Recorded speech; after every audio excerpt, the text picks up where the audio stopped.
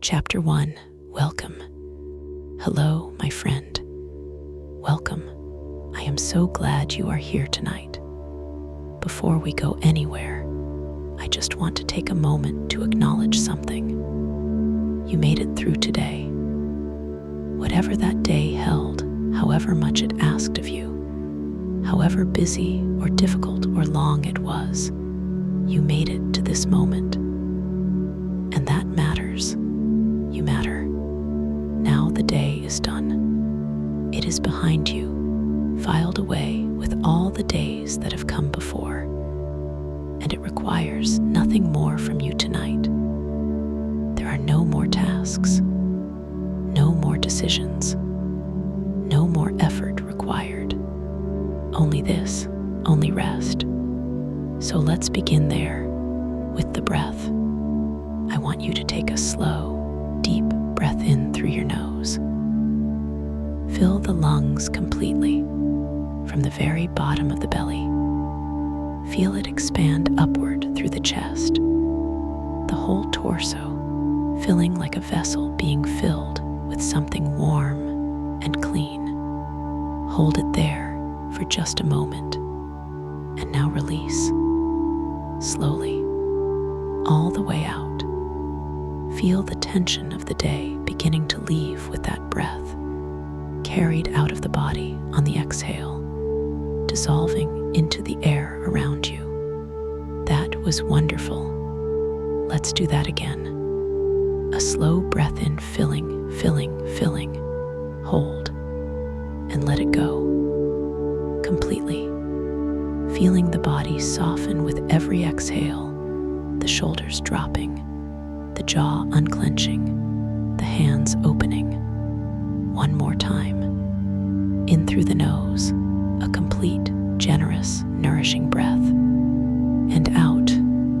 Good, you are doing beautifully. Now let the breath find its own rhythm. You don't need to control it or manage it. Simply let it breathe you, the way it always has, faithful and effortless. Tonight, my friend, I want to take you somewhere that I think you are going to love. Somewhere very quiet. Somewhere warm. Somewhere where the only sounds are the lap of water on a shore, and the crackle of a fire, and the occasional soft sound of the night outside. Somewhere completely removed from the pace and the noise and the demands of ordinary life. We are going to spend the night at a small cottage on the edge of a lake. A cozy cottage, a private cottage, a cottage that has been waiting for you all day, its fire laid, its lamps warm, its rooms quiet and ready. The lake is still, the night is beautiful, and the cottage is yours. Come with me. Let's begin. Chapter 2. Settling, the body. Before we arrive at the cottage, I want to take a few moments to help your body truly settle, because so often we carry the day into the night without realizing it. The tension sits in the shoulders long after the reason for it is gone. The jaw stays clenched from a conversation that ended hours ago. The hands hold their grip on things that have already been set down. So let's help the body arrive here fully tonight. Bring your awareness gently to your feet. Just notice them, their weight, their warmth, whatever sensations are there. And now allow them to soften completely. The arches releasing, the toes uncurling, every small muscle in the feet letting go of whatever it was holding. Feel the feet growing heavy and warm and still. Now let that warmth move slowly upward into the calves and the shins. These muscles have carried you all day. Tonight, Feel them softening and releasing, growing heavy, sinking deeper into the surface beneath you. The knees, the thighs, all of it releasing, growing warm and heavy. The hips, the lower back. This is often where the day lives longest, the accumulated tension of hours of sitting or standing or simply existing in the world. Allow whatever you have been holding here to simply let go. Feel the muscles of the lower back spreading and softening and releasing. The whole lower body heavy and warm and completely at rest. The belly, allow it to be completely soft. No holding in, no bracing, just softness and the natural, easy rise and fall of the breath. The chest, feel the heart beating there, that faithful, tireless companion who has kept perfect time all day and will keep it through the night without asking anything of you. Feel the chest soften around it with every exhale. The shoulders, let them drop, really drop, away from the ears as far as they want to go. Feel the muscles there releasing their long-held grip. Down the arms, heavy and warm, the elbows, the forearms, the wrists, and the hands. Let the fingers uncurl and open softly, or curl gently, whichever feels most natural. The hands can let go of everything tonight. The neck, long and loose, the throat soft and open, the face, the jaw dropping very slightly, the teeth parting, the muscles of the jaw completely releasing, the cheeks softening and dropping, the forehead smoothing, all the lines of the day's thinking and worrying dissolving quietly away.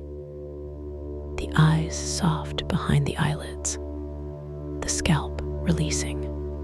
Your whole body is now warm and heavy and soft and completely released. You are ready, my friend. The cottage is waiting. The fire is lit. The lake is still. Let's go. Chapter 3. Arriving at the lake. I want you to imagine arriving at the lake as the evening is beginning. The light is that particular quality of early evening in autumn, golden and low, coming from the west, raking across the surface of the lake at an angle that turns the water to something that looks almost molten, almost amber.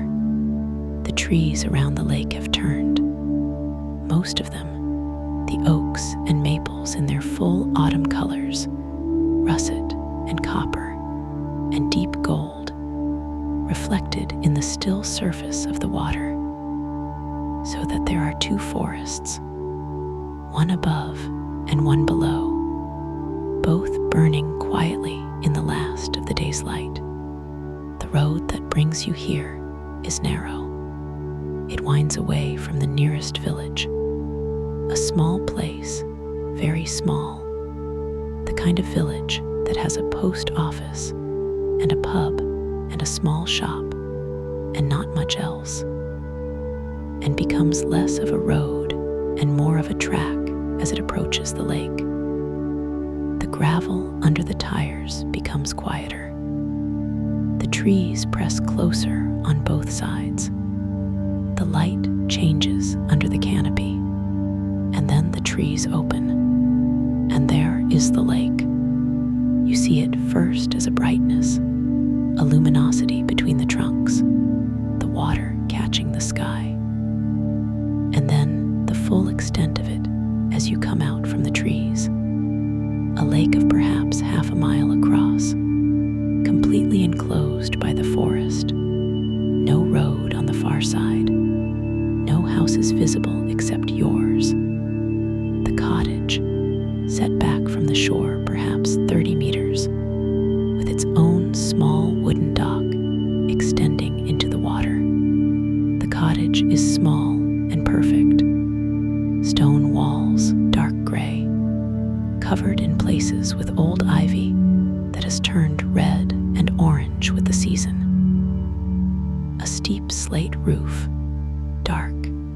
gleaming with the afternoon's light rain. 2 windows at the front, warm light visible inside.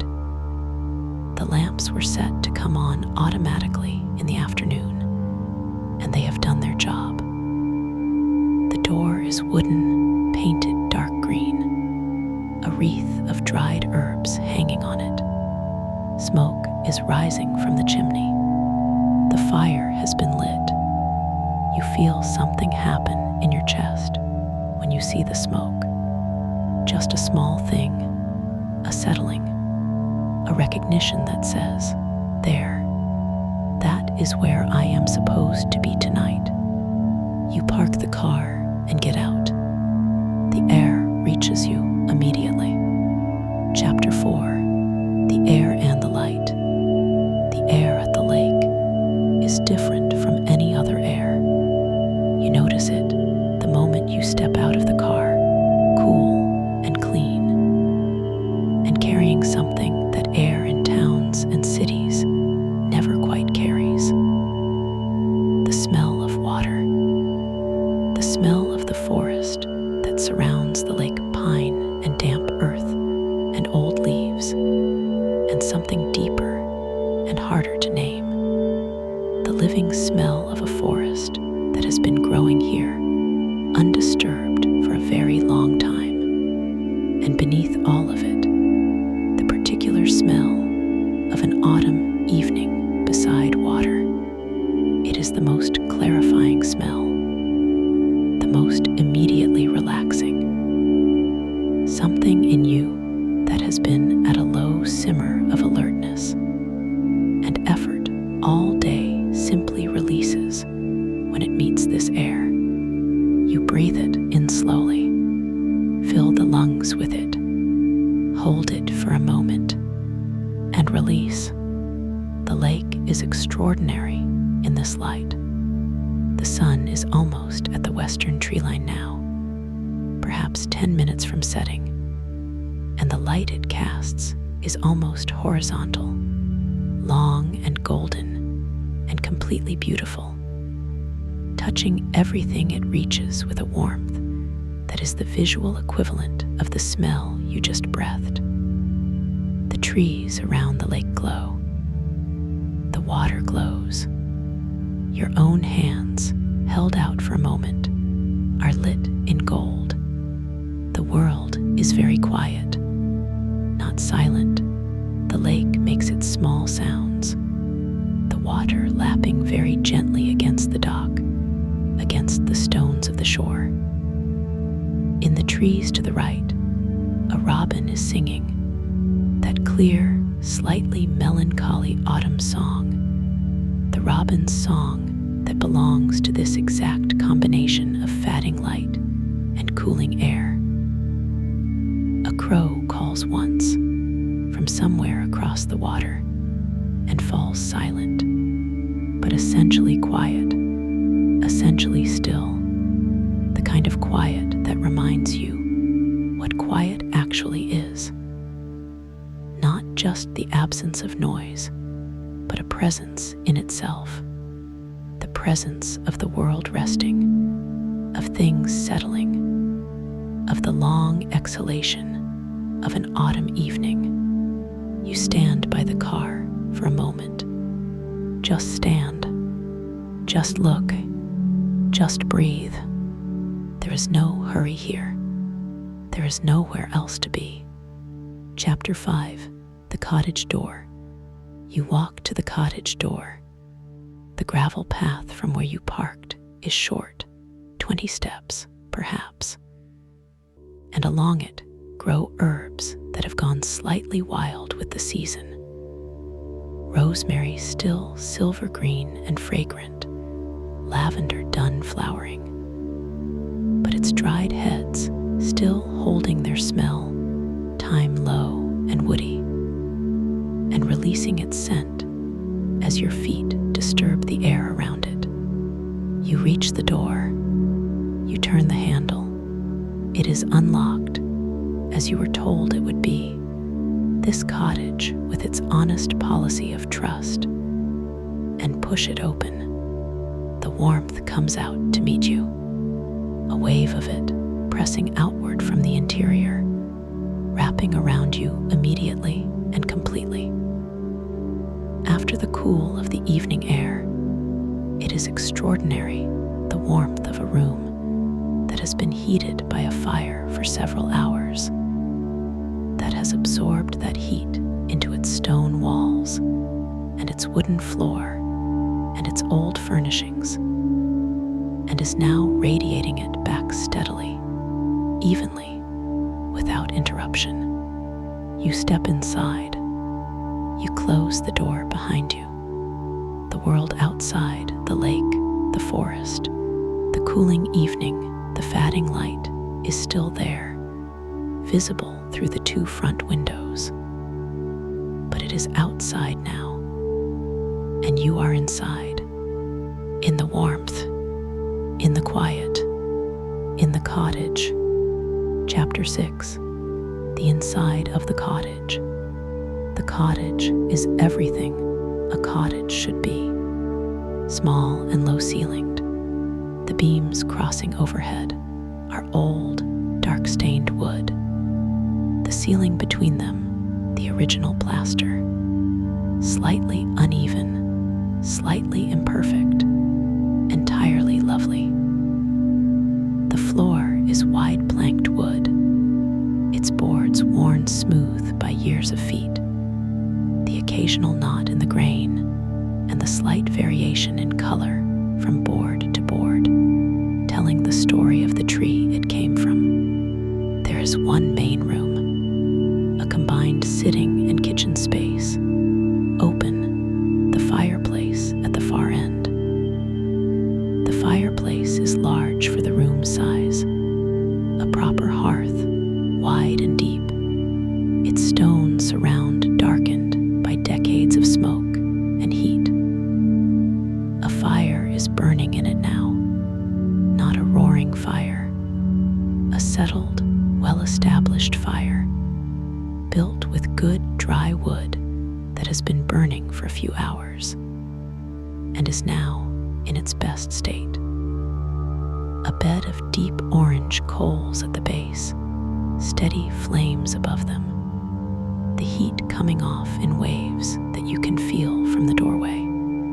On either side of the fireplace, a chair, both armchairs, both old, both covered in a worn fabric that has the quality of things that have been thoroughly lived with, slightly faded, the arms worn at the edges, the cushions shaped by years of being sat in.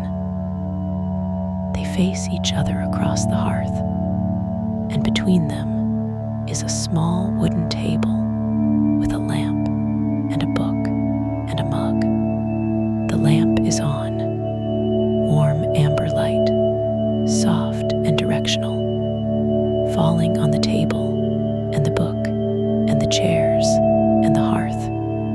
On the wall beside the fireplace, shelves, books mostly, a mixture of the kind of books that appear in rented cottages everywhere, the accumulated donations of previous visitors, the novels read and left behind, the battered paperbacks, and the occasional hardback that someone couldn't carry home. But also other things, a row of small candles in various stages of use, a collection of smooth stones from the lake shore, collected at some point by someone who loved their shapes, a small framed drawing of the lake, pen and ink, simple and precisely observed. The kitchen is at the other end of the room, a simple one, compact, with a small electric cooker and a wooden counter, and a deep sink under the window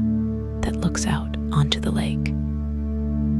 The window has a lamp above it, its light reflected back from the dark glass of the evening outside, and in the reflection you can see the whole room behind you, its warmth doubled. It is a perfect room, not in the way of designed perfection, not polished or curated. Perfect in the way that a room is perfect when it has been used honestly for a long time and has settled into exactly what it is. When nothing in it is trying to be anything other than what it is, you stand in the doorway for a moment and look at it, and you feel something very simple and very real: relief. The particular relief of arriving somewhere that is exactly what you needed and exactly as you imagined. You are here. You made it. This night is yours. Chapter 7, The Fire. You go to the fire. You stand in front of it and hold your hands out toward it, the way people have stood in front of fires and held out their hands for as long as there have been fires. The warmth finds your palms and your fingers and travels inward, and the cold of the evening that was still in your hands from the walk between the car and the cottage dissolves quickly. The fire. Let's stay with the fire for a moment because it deserves it. The fire is 3 logs at the moment, 2 larger ones forming a V at the back of the hearth, 1 shorter one crossing them at the front. All 3 of them dark on the outside, where the wood has carbonized and glowing deep red, and orange at the edges, where the combustion is happening. Between the logs, the coals, a bed of them, dark orange fatting to gray at the edges, each one a small, self-contained source of heat. Above the coals and the burning wood, the flames. Not large flames. This is not a new fire. Not a fire just lit with its initial enthusiasm. These are the steady, settled flames of a fire in its prime, 2 or 3 hours in, doing its most efficient and most beautiful work. They are amber and orange, and occasionally, at the tips where the combustion is most complete, a deep blue that is almost purple. They move constantly, not wildly, not dramatically, but with the continuous, living, completely non-repetitive movement that fire always has. No 2 moments of a fire are exactly the same. Each second is a different configuration, a different pattern, a different color and height and direction. You could watch it forever, or almost forever. You can watch it for as long as you need tonight. Sit in one of the chairs, the one nearest to you, the one on the left, slightly closer to the window. You sit down. The chair receives you exactly the right depth, exactly the right angle. The cushion shaped by previous visitors into a form that is accommodating and warm and completely comfortable. You settle into it, and it settles around you, and you both together face the fire. You breathe. The fire breathes. Chapter 8, The Lake AT Dusk. Through the front window, visible from where you sit, the lake is doing something beautiful. The sun has set now. The light through the window is no longer golden, but a soft, luminous gray-blue. The sky above the western tree line still holding a band of amber and pale orange at the very horizon, but fading rapidly.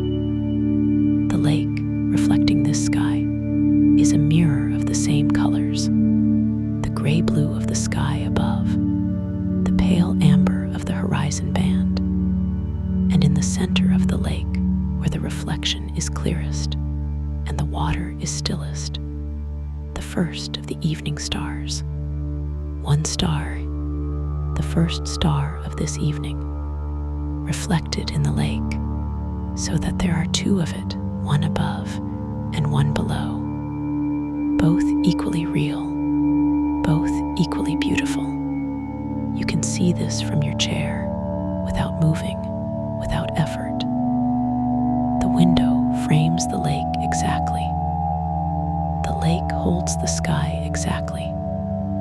And in the center of it all, that single star, burning in both sky and water.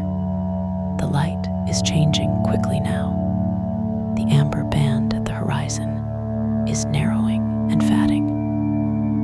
The gray blue is deepening towards something darker, something that will be, in another hour, the full dark of an autumn night.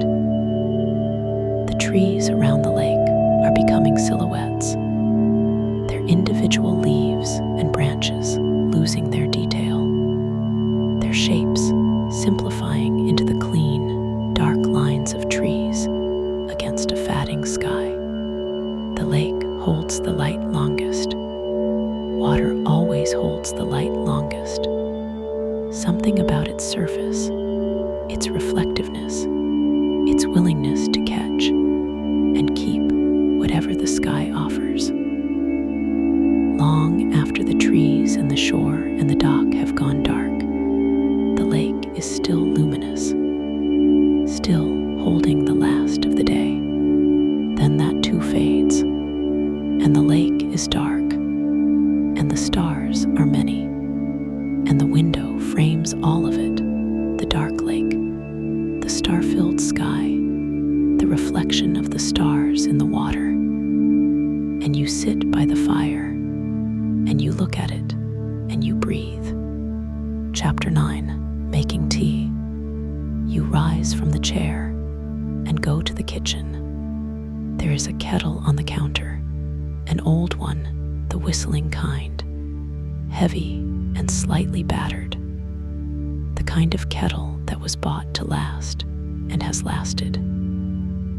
You fill it at the sink and set it on the cooker and turn the ring on. While you wait, you look out the kitchen window. The lake is visible from here too, a different angle, slightly to the right, showing more of the near shore and the dock. The dock extends perhaps 8 meters into the water, its wooden boards pale in the starlight, the water on either side of it very dark and very still. A lamp is attached to the end of the dock.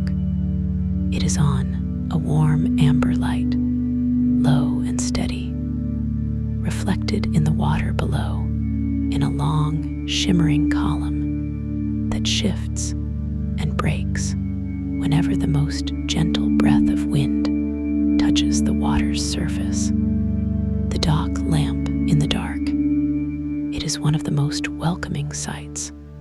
A light on a dock, on a dark lake, reflected in the water. It asks nothing of you. It illuminates nothing that needs illuminating at this hour. It is simply there, a warm point in the darkness, keeping a quiet, faithful watch over the still water. The kettle begins to sing, a low sound at first, building gradually as the water approaches the boil, the sound rising in pitch and volume until it becomes the full whistle of a proper whistling kettle, clear and sharp and telling you, ready. You lift it from the heat. You find a mug on the shelf, ceramic wide, the kind that fits comfortably in 2 hands. You find the tea. You make it simply, a tea bag, the hot water poured over, a minute to steep. You add a little milk. You carry the mug to your chair, the weight of it in your hands, the warmth of it through the ceramic, finding your palms and your fingers, a warmth that is specific to holding a warm mug, enclosed and gentle, going right to the center of your hands. You sit, you breathe the steam, you take the first sip. Chapter 10, the first sip. The tea is exactly right. Not too strong, not too weak. The temperature perfectly drinkable, but still warm enough to feel meaningful, to feel like an act of warmth entering the body. You hold the mug in both hands and look at the fire. This moment, this very specific configuration of warmth and quiet and comfort. The fire in front of you, the tea in your hands, the chair around you, the cottage enclosing everything, the lake and the dark, and the stars just beyond the window. This exact moment is one of the simplest and most genuinely beautiful things a person can experience. Not because it is dramatic. It is the opposite of dramatic, but because it asks nothing of you. Because you are receiving purely and completely the warmth and the quiet and the comfort without having to perform anything or maintain anything or be anything other than exactly what you are. A person sitting in a chair by a fire, drinking tea in a cottage by a lake at the end of a day. That is all, and it is enough. It is more than enough. You sip your tea slowly. The fire makes its small sounds, the tick of a settling log, the brief hiss of a pocket of moisture in the wood releasing, the low, continuous, almost subliminal sound of combustion. Small sounds, all of them. Together, they make the voice of the fire, a quiet, warm, living voice that fills the silence of the cottage without intruding on it. Outside, the night has fully arrived. The window shows only dark now, and stars, and the faint luminosity of the lake. In here, the fire, the lamp, the mug in your hands. You breathe. Chapter 11. The sounds of the Lake 18 night. Somewhere in the quiet of your sitting, you become aware of the lake. Not through sight, the night has covered it, but through sound. The cottage is quiet enough that the lake's sounds come through the walls. Not loudly, just present. The way sounds are present in a truly quiet place, where your hearing can reach further than it usually does, because nothing is interfering with it. The water on the shore, a sound so quieted is barely a sound. The smallest lapping, the water moving against the stones of the near shore in a rhythm that is almost imperceptible. Almost, but present. A continuous, barely there rhythm, more felt than heard. A pulse beneath the other sounds. An owl from somewhere in the trees on the far side of the lake, not close, but carrying clearly across the water, a tawny owl. Its call is round and full, that characteristic long hoot that seems to come from the center of the night, that seems to be made of the night itself, rather than by something living in it. It holds in the air, and then the silence returns, and the silence is deeper for what just broke it. The occasional sound of a fish breaking the surface, a soft splash, very brief, the fish taking something from the air above the water and returning immediately to the depths. You cannot see it, but you hear it, and the sound tells you something about the lake that you could not have known from looking at it in the dark. That it is alive, that things are moving in it, that the stillness of the surface is the stillness of something living rather than something empty. These sounds, the lapping water, the owl, the occasional fish, become a kind of music, not composed music. The opposite. Music that has composed itself out of the available materials, water and air, and the creatures that live beside them. And that plays without repetition, without structure, without beginning or end. You listen to it. You let it be the only thing for just a moment. The music of the lake at night. Chapter 12, the book. On the small table between the chairs, there is a book. You pick it up. It is a novel. You can tell from the feel of it, from the specific way the pages are cut and the text is arranged. Not a new one, an older one published decades ago. Its cover slightly faded, its pages the slightly ivory color of paper that has been in the world for some years. Someone left it here in this cottage, and someone before them may have left it also.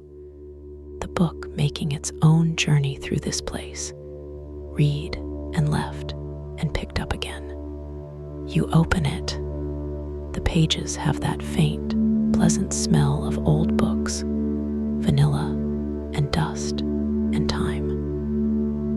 The typeface is the kind used before digital typesetting, slightly inconsistent in ways that are entirely charming, each letter pressed into the page by an actual mechanism rather than imagined by a computer. You read the first page. It is set in the countryside. A man walking a path through fields in the early morning. The writing is precise and unhurried. Its sentences long but not complicated. The kind of writing that moves through its subject the way the man in it moves through the fields, steadily, noticing things, never rushing. You read another page, and another. The fire continues. The tea cools in the mug. The lamp makes its warm circle. The lake sounds its quiet sounds. You are reading, and the reading is good, and the cottage is warm, and the night is long. This is what evenings are for. Not the productive evening, not the efficient evening. The other kind. The kind where you sit by a fire in a borrowed cottage on a lake and read someone else's careful sentences about a man walking through fields, and the hours pass gently, and you are nowhere else but here. You deserve evenings like this. Remember that. Chapter 13. The fire in the middle of the evening. The fire needs a log. You put the book down and go to the basket beside the hearth. A wicker basket, large and deep, filled with wood that was here when you arrived. Split logs, mostly oak and ash by the look, and the smell of them, dried and seasoned and ready.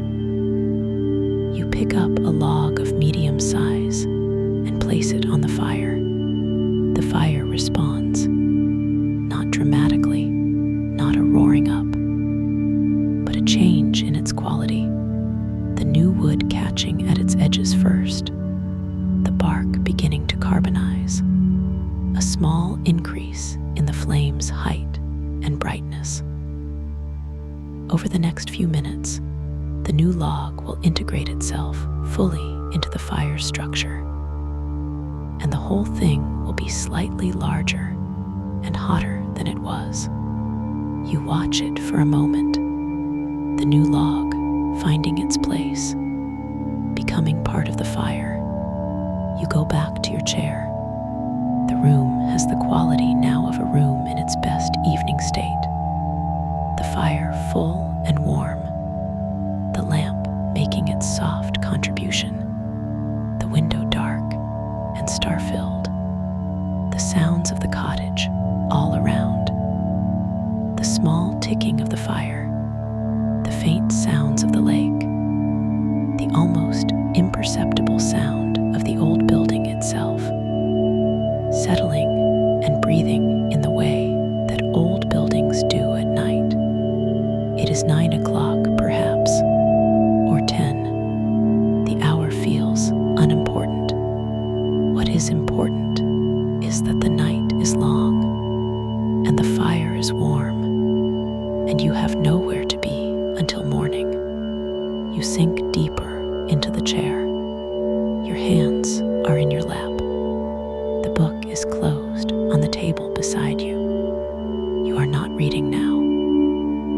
You are simply being here in this room with these sounds and this warmth and this particular quality of evening that belongs to a cottage by a lake and nowhere else. Your eyes are heavy, not urgently heavy, not the heavy of exhaustion demanding sleep, the gentle, pleasant heavy of eyes that have had a full day and are finding the combination of firelight and warmth, and the end of effort perfectly conducive to closing. They are very, very happy to close, but not quite yet. Not quite yet.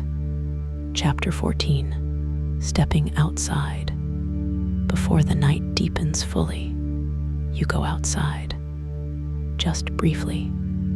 Just to stand on the shore for a few minutes. You put on your coat. It is hanging on the hook by the door. And you open the door and step out onto the small porch. And then down the 2 steps to the path that leads to the shore. The cold, after the warmth of the cottage, the cold is immediate and complete, sharp in the nose, present on the exposed skin of your face and hands. Not hostile, just genuinely cold. The honest cold of an autumn night at a mountain lake, with no wind to moderate it and no cloud to insulate it. You walk to the shore. The stones under your feet make their particular sound, rounded lake stones, slightly damp, the crunch and shift of them as you walk. You come to the water's edge and stop. The lake, at night from the shore, in full dark.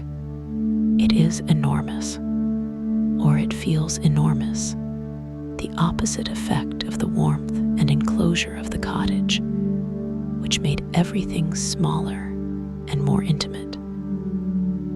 Out here, with the dark sky above, and the dark water before you and the trees, a darker dark around the perimeter, everything is vast. The stars, oh, the stars, with no artificial light for miles in any direction.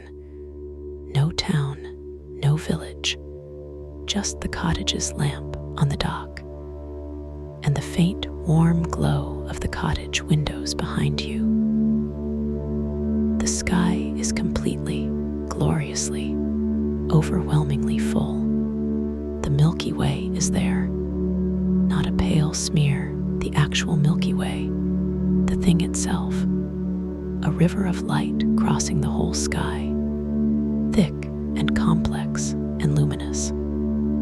Stars beyond counting, stars beyond nomming, an immensity of light that has been there every night of your life, usually hidden by the light of wherever you live. But here at the dark lake, in the cold and the silence, completely, fully visible. You tilt your head back, You look up. Take a moment with this. Really take it. The sky above this lake, full of stars, the Milky Way arching overhead. You are a small person on the edge of a dark, like on a dark night, looking up at the galaxy. And you feel not small in a diminished way, small in the right way.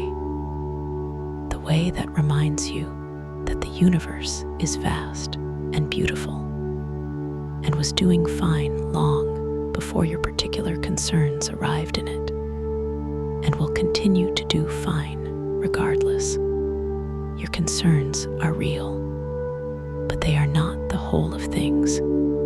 This is the whole of things. This sky, this lake, this dark and beautiful night. You breathe. The cold fills your lungs completely. You stand at the shore for a long time. Then the cold finds the edges of your warmth, and you turn back toward the cottage. The glow of the windows, the smoke still rising from the chimney, the dock lamp reflecting in the water. You go back inside. Chapter 15. The Cottage 18 night. The warmth closes around you. Again, the moment you open the door. You hang your coat on the hook.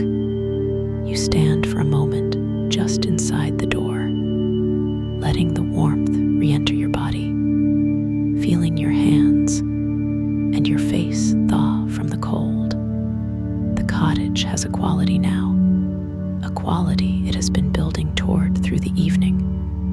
That is the quality of a room fully inhabited at night.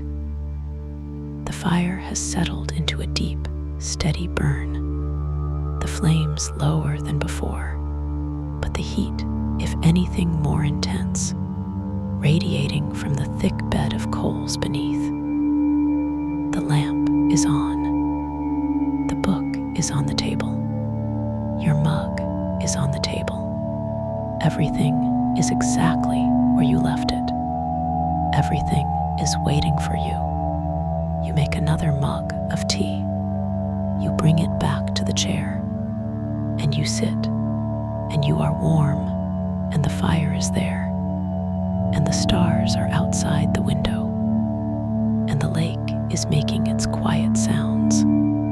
You did not plan to come to this cottage for the night, or perhaps you did.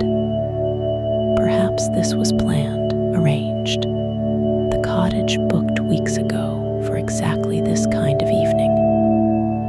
But however you arrived here, you are here now, and the cottage has received you, and the night is yours, and there is nothing else. No phone buzzing with things that need your response. No tomorrow crowding the edges of tonight.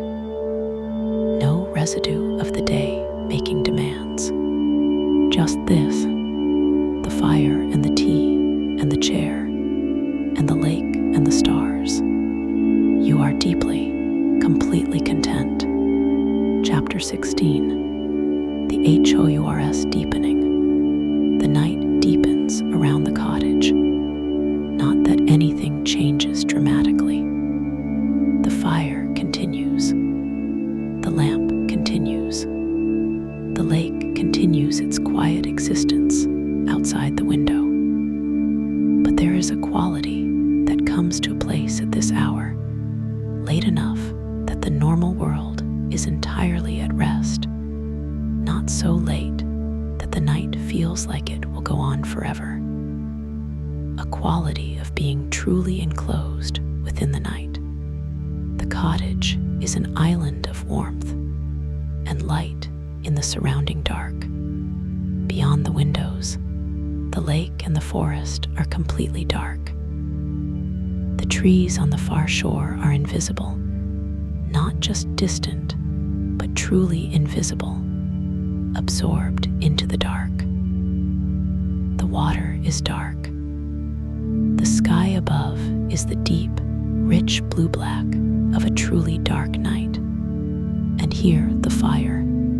You, the warm chair, the mug of tea cooling now, held in both hands, the low, warm light of the lamp, the small sounds of the cottage at rest, your thoughts, which were with you when you arrived, the concerns, the things you meant to do, the plans and the worries, and the ongoing inner monologue that follows most people most of the time, have gone quiet. Not solved, not resolved, just quiet. The cottage has done what good places do. It has given the busy mind permission to stop. Surrounded by beauty and warmth and quiet, with no task to perform and no expectation to meet, the mind has simply let go of what it was holding and rested. Your thoughts are thin and slow now, moving gently like the reflections of stars in the water, present but not demanding, there and then gone. You breathe, the fire breathes, the lake breathes in its slow way, all of it breathing together. Chapter 17, The Bedroom. It is time. You rise from the chair. The fire is lower now. It does not need another log tonight. It will burn down slowly through the small hours and be embers by morning. The cottage still warm, but the active fire gone. This is fine. This is how it is meant to be. You carry your mug to the kitchen and rinse it in the sink. Through the kitchen window, the lake. The dock lamp is still on, its reflection still wavering gently in the water. You turn off the kitchen lamp, then the lamp in the main room. The cottage goes into firelight only, the deep red-orange light of the coals, and the fatting flames, softer and warmer and more ancient than any electric light. The room transforms. The walls and ceiling take on the color of the fire, everything amber and shadow, the bookshelves casting long shadows upward, the chairs and the table illuminated only on their fire-facing sides. You stand in the firelit room for a moment. Look at it. This is what rooms looked like for most of human history. Before electricity, before gas, just this. The fire at night, and the people in the warmth of it, and the dark pressing in at the windows. This light, this warmth, your body knows it. Something deep recognizes it as safe, as home, as the right kind of darkness. You go to the bedroom. It is through the door at the back of the main room, small, as the whole cottage is small, with a low ceiling and a window facing the lake. The bed has been made with care. Clean cotton sheets, slightly crisp, a thick duvet, a wool blanket folded at the foot, 2 pillows, a small lamp on the bedside table. You turn on the small lamp. A warm, low light fills the bedroom. You undress slowly. You pull back the covers and get into bed. Chapter 18, The Bed. The bed is wonderful. Cool sheets at first, pleasantly cool. The clean cool of sheets that have been washed and aired and are not yet warm, that are waiting for your body's heat to fill them. You feel the slight coolness as you lie down, and then, quickly, the warmth building, the duvet above you, the blanket at your feet, the sheets beneath you, all of them filling with your warmth as you fill them with your presence. The pillow is exactly right. the right height, the right firmness, the right softness. Your head settles into it, and the pillow settles around your head, and everything is correct. You lie still. Through the bedroom window, the lake. You can see it from the bed. The window is positioned to give you this, lying in bed and looking out at the lake. In the dark, the water is barely visible, just the faint luminosity of the stars reflected in its surface. The dock lamp, warm and steady at the far edge of the window frame. The fire in the main room makes its small sounds, slightly muffled through the wall, but present. Tick, settle. The occasional brief brightening, audible as warmth. The lake outside, the faint lap of the water, the stars framed in the window above. You breathe in through the nose, slow and deep, and out slow and complete. The bed holds you, the cottage holds you, the lake and the dark, and the stars are outside, doing their patient, ancient business. You are inside, warmed, safe, held. Chapter 19. On the edge of sleep. Your breathing is slow now, very slow, in and out, each breath a little longer than the last. Each exhale leaving you a little more relaxed, a little heavier, a little more completely given over to the bed and the warmth and the night. The thoughts, if there are any left, let them be like the reflections of stars in the water, present, shifting, and then gone. You don't need to follow them. You don't need to catch them. You can simply watch them drift past and let the water settle back to stillness beneath them. Let them go. Feel the weight of the duvet. Feel the pillow under your cheek. Feel the warmth that has completely filled the bed now. Your warmth. Your own body's warmth enclosed and returned to you by the blankets and the sheets. The fire in the next room is lower still. The sounds it makes are quieter. The warmth it sends through the wall is steady and reliable. A background warmth that the room has absorbed and is holding. The lake is making its quiet sounds, the smallest lapping, the almost there sound of water on stones. The dock lamp is on. The stars are above. The owl, somewhere across the dark water, calls once more, round and low, and completely belonging to the night. You hear it, and you let it be the last thing you hear before the sounds of the world become the sounds of dreams. Chapter 20. Good night. Good night, my friend. You did well today. You made it through, and you brought yourself here, to this cottage on this lake, on this beautiful autumn night, and you gave yourself this rest. And that is not a small thing. That is a real and important thing. You deserve this, every moment of it.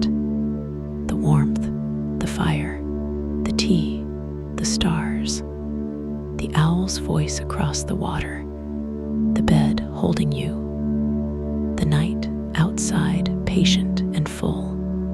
You deserve all of it. Sleep now, deeply, completely, the kind of sleep that a body earns on a full day, and that a good bed and a warm room and the sound of a lake at night can give. The fire will burn down slowly. The dock lamp will keep its faithful watch. The lake will ancient turn, and the owl will hunt the dark water's edge, and none of it requires anything from you. Only sleep, only rest, only the complete, earned, beautiful surrender to the night that you so completely deserve. Good night. Sleep well.